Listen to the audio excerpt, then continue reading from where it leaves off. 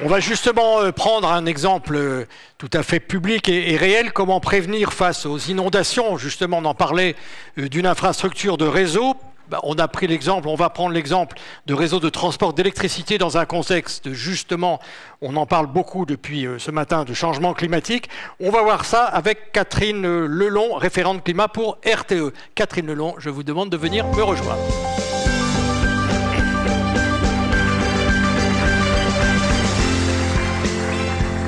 Bonjour, merci beaucoup d'être là. Vous prenez le micro, vous êtes installé ici. Donc je le rappelais, vous êtes référente climat pour RTE, mais ça serait peut-être bien, mais beaucoup de gens, évidemment, quasiment la totalité du public ici connaît RTE, mais c'est peut-être bien de rappeler les missions d'RTE. D'abord, avant de parler évidemment de ce que vous faites par rapport aux risques, bien entendu. Entendu. Bonjour à tous, merci à CCR de m'avoir invité à témoigner sur la politique, ou du moins ce que nous allons faire à RTE pour être résilient dans un climat futur, 2050 voire 2100. Alors, allez-y, oui, alors peut-être rappeler vos trois grandes missions, enfin, c'est important de le faire. C'est ma présentation ici. Oui, oui, vous avez un écran devant, ne vous inquiétez pas, tout ça va arriver à l'image, évidemment. Donc, RTE, c'est le premier gestionnaire de réseau de transport d'électricité en Europe. Donc on est effectivement un petit peu plus connu cette année par rapport aux années précédentes suite aux événements de l'hiver et à la gestion de l'énergie qu'on a dû avoir cet hiver. Et nos principales missions, c'est assurer l'électricité disponible tout le temps, à chaque instant. C'est réussir la transition énergétique en adaptant notre réseau pour l'accueil des énergies renouvelables et la décarbonation de l'industrie. Et puis, c'est éclairer les pouvoirs publics avec des études prospectives, que ce soit sur l'équilibre offre-demande ou sur le développement du réseau. Et là où je voulais... Les slides vont vous suivre en régie, tout le monde est très attentif à vos propos. Donc ils peuvent arriver en fait. Il n'y a pas de souci. Voilà. Merci beaucoup. Donc en fait, le réseau de transport, comme je vais parler de l'infrastructure, je voulais vous donner particulièrement quelques chiffres sur notre réseau. Donc on a un réseau avec 100 000 km de liaisons aériennes et 260 000 pylônes. On a 7 000 km de liaisons souterraines et on a 3 000 postes électriques répartis sur 2700 sites. Un site pouvant accueillir plusieurs postes. Un poste, dans notre jargon professionnel, c'est un niveau de tension. Voilà, donc on peut passer là. J'ai pas le... Non, mais voilà. Alors, c'est devant vous. Rassurez-vous, il n'y a pas de souci. La régie est là et je suis à vos côtés. Je voulais avoir votre avis aussi sur... Oui, c'est votre propre sondage. On va regarder ça. Sondage sur quels événements vous pensez qui impactent le réseau, qui vont s'amplifier avec le changement climatique dans les années à venir. Voilà la question qui est posée, elle est devant vous. En un mot, quel est à votre avis l'aléa lié au changement climatique le plus impactant pour l'infrastructure de transport d'électricité? Point d'interrogation. Voilà, donc vous pouvez effectivement répondre, parce que vous avez fait des études, madame. Oui, voilà. Regardez. Bon, ils vont vous répondre tout de suite, mais on va découvrir la réponse ou les réponses dans quelques instants. Vous pouvez poursuivre. Alors, canicule. Oui. Voilà, le mot canicule est arrivé en tête. Le slide, effectivement, on a les canicules et on a aussi les inondations. On a d'autres phénomènes qui nous impactent fortement, potentiellement, qui sont les tempêtes. Mais on a déjà traité ce point après les tempêtes de 99. Et donc, en fait, ce qui s'est... Gel, tempête, canicule, les trois mots-clés qui s'affichent. Et donc, il y a aussi beaucoup les inondations.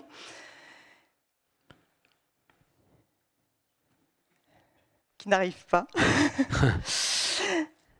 Et donc les plus grands risques, en fait, Madame Lelon, pour vos pylônes et les postes par exemple. Les plus grands risques, ce sont les phénomènes qui vont impacter une très grande quantité d'actifs et donc qui vont être relativement généralisés sur le territoire. C'est pour ça que ce sont les canicules, c'est un bon proxy, les tempêtes hivernales également, mais une inondation qui va potentiellement impacter une région, ça arrive directement derrière.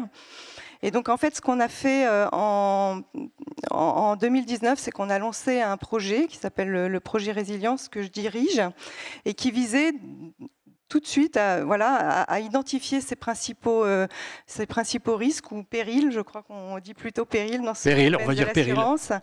Et on a donc identifié ce que je viens de vous dire, incendie, vagues de chaleur, inondations.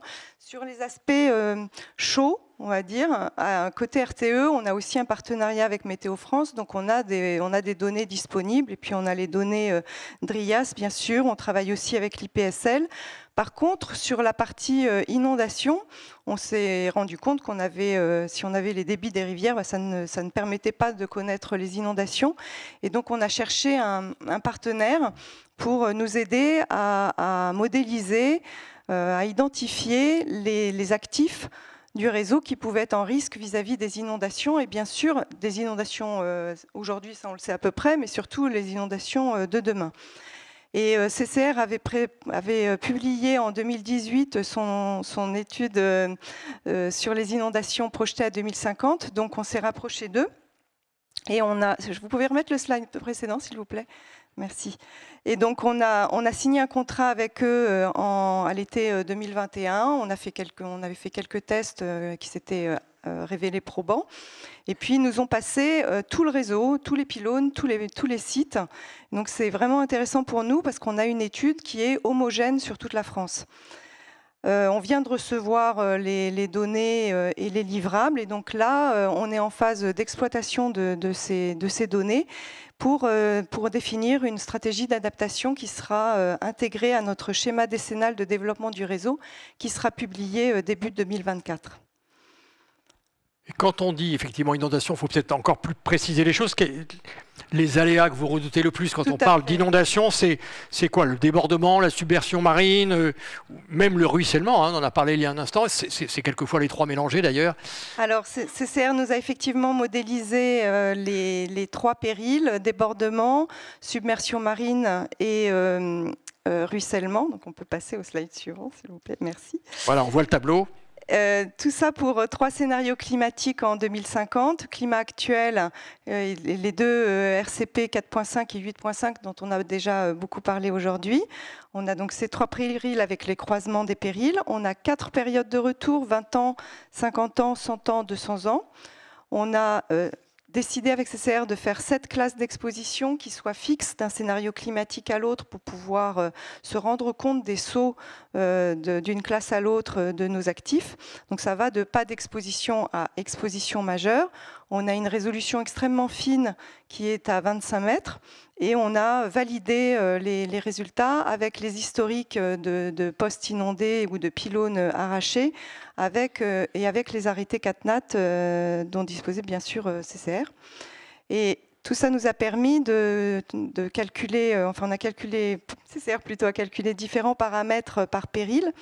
Donc pour le débordement et la submersion marine, on a les hauteurs d'eau. Pour le ruissellement et le débordement, on a le débit. Pour tous les périls et pour tous les postes, on a la surface, puisqu'on a des pixels de 25 mètres, qu'un poste c'est plus grand qu'un carré de 25 mètres de côté. Et puis pour les pylônes, où là la surface n'a pas de sens, on a l'érosivité du sol qui est intégrée à l'exposition. L'érosivité, c'est la propension du sol à perdre de la matière et donc à arracher tout ce qui entoure les fondations. Alors, effectivement, on réfléchit beaucoup sur tous ces 3 périls et il nous semble que les postes électriques sont les plus sensibles à la hauteur importante d'eau. Donc on va regarder particulièrement les postes versus débordement et submersion marine, tandis que les pylônes, eux, ils seront plus sensibles à des phénomènes d'arrachement de la terre autour de leur fondation ou d'objets charriés par les eaux, et donc du coup, eux, plus sensibles au ruissellement. Alors les résultats... Résultat de cette étude. Voilà. Les résultats de l'étude, c'est que d'un climat. Alors, vous avez la barre jaune, c'est le climat actuel, l'exposition de nos sites en climat actuel. La barre bleue, c'est l'exposition en scénario 4.5. La barre verte, l'exposition au scénario 8.5. Alors, ce qu'on constate immédiatement, c'est que l'exposition de nos ouvrages augmente dans les 2 scénarios à climat modifié, que ce soit 4.5 ou 8.5. Mais par contre, ça augmente beaucoup plus dans le scénario 4.5 par rapport au scénario 8.5, le 8.5 étant considéré comme plus sec. Alors, on se pose plein de questions, nous, sur la résilience de nos actifs aux inondations. Et donc, cette étude va vraiment nous aider à y répondre. Donc, la première question, c'est exposition ne veut pas dire forcément que le poste craint les inondations, hein, puisque certains sont sécurisés. Donc, est-ce que la sécurisation en place des postes existants est suffisante ? Et puis, sur les postes existants, il y en a qui ne sont pas exposés actuellement, qui vont le devenir demain. Donc, à quelle hauteur il faut les protéger pour pouvoir les rendre résilients? Et puis, bien sûr, là, j'entends parler de stock et de flux. Nous, on a les mêmes jargons chez nous. Donc, il faut construire les futurs ouvrages directement résilients à un climat 2050. Alors, comment va-t-on faire? Donc, pour les actifs existants, donc, on est obligé, vu la volumétrie de postes, hein, on approche les 200 postes exposés en exposition majeure au débordement. Donc, vu la volumétrie, il faut qu'on priorise. Et donc, on va, alors si on passe le slide d'après, voilà, on va chercher à définir quels sont les postes. C'est surtout les postes qui sont concernés. Plus les postes que les pylônes? Oui, les pylônes, on a beaucoup moins de pylônes en proportion qui sont... on a 260 000 pylônes. C'est ce qu'on a vu. Donc, voilà, donc l'enjeu, il est vraiment... Donc la priorité, c'est les postes. Sur les postes. Les pylônes, on va les surveiller, on va surveiller ceux qui penchent. Voilà. Mais les postes, on souhaiterait faire quelque chose et on souhaite prioriser les postes pour lesquels la sécurisation est la plus intéressante pour la collectivité. Et donc, pour cela, on va regarder à la fois les dommages directs, c'est-à-dire les coûts de réparation si le poste est inondé, mais également quel est le dommage dans le territoire qui est alimenté par le poste. Et donc, on va essayer on modéliser la consommation coupée. Alors, pour les dommages directs, on a construit pour chacun des postes exposés, on a construit des courbes, comme alors on ne peut pas lire, hein, mais c'est des centimètres, c'est des euros par centimètre. Donc en fonction de la hauteur d'eau atteinte, on sait combien ça nous coûterait pour remplacer le matériel atteint. Donc on a la première marche, c'est 15 cm, parce qu'en fait on a du contrôle-commande, de la basse tension. Et c'est ça c'est comme quand vous faites tomber votre téléphone portable dans l'eau, c'est pas très résistant aux inondations. Mais voilà. Et après, on a différents matériels qui peuvent être atteints pour les hauteurs suivantes. Et puis pour les consommations coupées, alors pour faire des choses très précises, ça demanderait des études assez longues qu'on n'a pas le temps de faire là pour faire une priorisation. Donc on a fait des modélisations assez simples, voire un peu frustre, qui consiste à dire si je coupe le poste, qu'est-ce que je perds comme consommation autour de mon poste? Ce qui n'arrive pas en fait, parce que quand on a un réseau très maillé et quand un poste est coupé, sa charge peut être prise soit par un autre poste RTE, soit par un poste de la distribution, Enedis ou les entreprises locales de distribution. Mais pour savoir la perte réelle, il faudrait des travaux en concertation avec ces acteurs et bien faire des analyses de schémas d'exploitation du réseau poste par poste qui est très long. Donc on va faire cette modélisation assez simple, mais elle a au moins un avantage, c'est que ça va être la même pour tous les postes. La même méthode pour tous les postes. Et donc, du coup, on va pouvoir prioriser les postes les plus intéressants sur la somme de ces coûts directs et indirects. Et on va croiser ça, bien sûr, avec les hauteurs d'eau et les fréquences que nous a calculé CCR. Et donc, on va pouvoir probabiliser ces dommages. Donc, ça va nous permettre de construire des scénarios de sécurisation des sites et des pylônes. Donc, on disait, on va les surveiller. Donc, on va regarder... En gros, combien de pylônes il faut surveiller, combien ça va nous coûter pour les surveiller avec il existe des systèmes pour surveiller l'inclinaison du pylône. Alors, pour les ouvrages futurs, les ouvrages neufs, c'est le slide suivant, Donc on a des équipes partout en France d'ingénierie avec des chargés d'études qui se basent sur des doctrines de dimensionnement qui rendent homogènes leurs travaux sur toute la France et donc qui leur définit comment ils doivent dimensionner. Alors bien sûr, ils doivent être conformes au règlement et au plan de prévention des risques inondations. Mais du coup, ce qu'on va leur dire, c'est que d'abord, évidemment, ça a été dit tout à l'heure, hein, la délocalisation du bien, nous aussi on y a pensé. Hein, donc c'est la première chose à faire, c'est de ne pas installer un nouveau poste sur une zone inondable. Et zone inondable à climat actuel, mais là on aimerait bien du coup zone inondable à climat futur. Et puis sinon, il faudra se prémunir de la hauteur d'eau dans le climat futur. Donc on pourra prendre le max entre la hauteur d'eau demandée dans le PPRI et la hauteur d'eau calculée par CCR.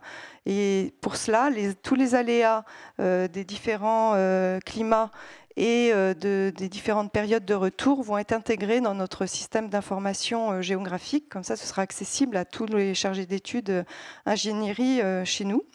Et puis, du coup, en fonction des hauteurs, donc s'ils ne peuvent pas déplacer le poste, parce qu'on a aussi des contraintes pour placer les postes, hein, mais s'ils ne peuvent pas déplacer le poste et qu'il est en zone inondable, mais ils pourront se référer à un catalogue de solutions de protection.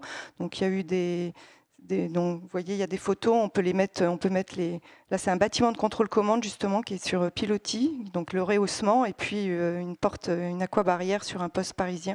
Donc, c'est les mêmes solutions que ce qui a été... Merci. Je vais vous demander de conclure, parce qu'il y a déjà un certain nombre de questions de la part de nos invités. En quelques mots, allez-y. Alors, donc, tous ces travaux vont permettre d'alimenter, comme je le disais, le schéma décennal de développement du réseau. Et ce schéma décennal, il aura toute une partie d'adaptation au changement climatique de RTE. Et ça couvrira les inondations, bien sûr, mais également les canicules, les incendies. Et puis, on rappellera ce qu'on a fait et ce qu'on continue à faire en dimensionnement sur les tempêtes, la foudre et la neige en plaine.